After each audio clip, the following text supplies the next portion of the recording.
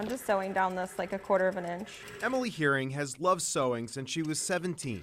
It's like a dance. You and the machine are dancing together. It's a much more delicate art than what you would think it is.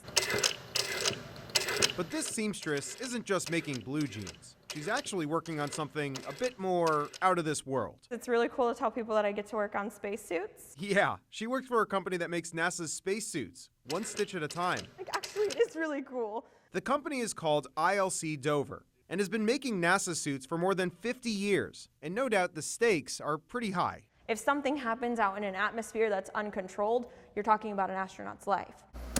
Helmet on and locked. That's why they test. Not a lot of scratching your nose in a spacesuit. Luke Marshall is putting on the suit to make sure that this suit is space ready. Go ahead and do the handrail grabs. Today he's being led by engineer Peter Vanderklay, who says they test routine motions hundreds of times to make sure that the suit can hold up in space. There's a lot of wearing and tearing that happens, and we want to make sure that the materials can survive the length of the suit or glove life. And this testing is hard work because all of this gear put together is about 300 pounds. And unlike the astronauts, we have to deal with gravity. Like a big, heavy metal coat. With the helmet now off, Luke told us why this work matters to him. You think about it every day, you're like, I have to get these reps because you don't want that going up if it's not safe.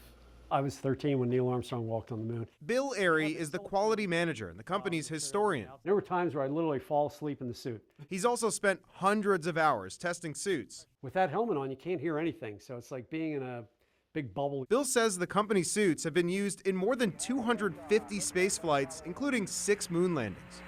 It's one small step for man, one giant leap for mankind. If you think about it, there's that famous picture of Buzz Aldrin on the moon, right? And it's such a famous picture, and yet it was built right here, and that outer layer that you see, that whole part of that suit was built right here in Frederica, Delaware. A small-town company with an extraterrestrial reach, with their walls now filled with letters from thankful astronauts. Here's a good one here. This is Jim Lovell. To the gals of Frederica, thank you for sewing straight and careful. I would hate to have a tear in my pants on the moon. And so the dance continues, as suits are being made for the next generation of space travel. Reporting in Frederica, I'm Evan Koslof, WUSA 9.